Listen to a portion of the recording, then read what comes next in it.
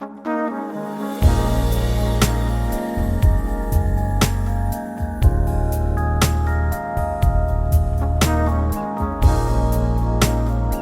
allons pratiquer aujourd'hui donc une sleeve gastroplastie endoscopique qui correspond à une réduction de la poche gastrique par des fils de suture, mais au lieu de la faire par voie externe, par manière chirurgicale, elle est faite de manière endoscopique en passant par la bouche, donc sans plaie et sans aucune cicatrice.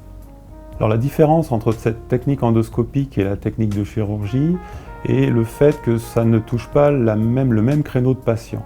En fait, la sleeve endoscopie est réservée aux patients ayant un indice de masse corporelle entre 30 et 35, alors que la chirurgie prend en charge, et c'est remboursé par la sécurité sociale, les patients à partir de 35 avec une comorbidité ou un indice de masse corporelle supérieur à 40. Les causes qui ont mené à cette intervention, en fait, sont des patients qui n'arrivent pas, bien sûr, à maigrir après avoir effectué de multiples régimes.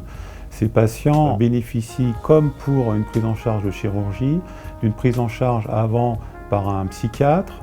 par une diététicienne, par un coach sportif, et si ils n'arrivent pas à maigrir, on peut leur proposer cette technique endoscopique, donc chez des patients qui ont un surpoids résistant.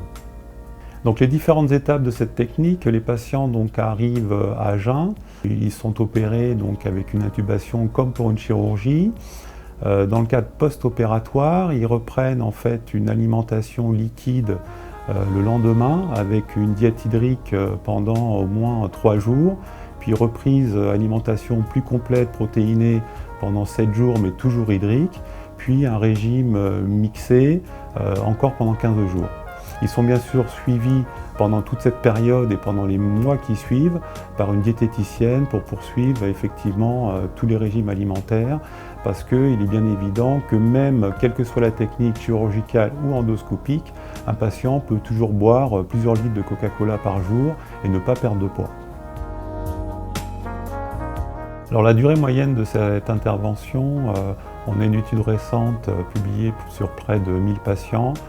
qui évalue en fait la durée à environ 80 minutes, plus ou moins 20 minutes, ce qui correspond en gros à une intervention durant 1h30 à 2 heures et qui consiste à mettre en moyenne 5 fils de suture pour réduire la poche gastrique. La rééducation physique, il n'en a pas puisque les patients sont quasiment en ambulatoire. Pour la reprise de l'activité professionnelle et sportive, elle dépend de l'alimentation et de l'activité professionnelle du patient. Il est bien évident que comme on garde une alimentation liquidienne et une diète hydrique pendant 3 jours, puis liquidienne pendant 7 jours, le patient peut avoir tout à fait une activité à domicile ou informatique, mais pour ce qui est de l'activité vraiment pour les travaux physiques, il est raisonnable de reprendre son activité au bout de 7 jours. Pour l'activité sportive, correspondant aussi à la diète hydrique, les patients peuvent reprendre le sport au bout d'une semaine. Alors nous bénéficions actuellement d'une étude sur les effets secondaires auprès de 1000 patients où il y a eu 0% de mortalité, ce qui n'est pas le cas dans les gestes chirurgicaux par bypass et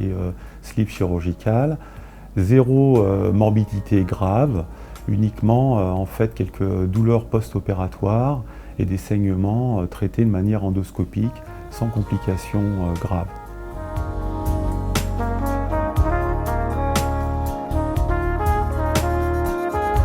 Alma Viva Santé, au cœur de l'excellence médicale.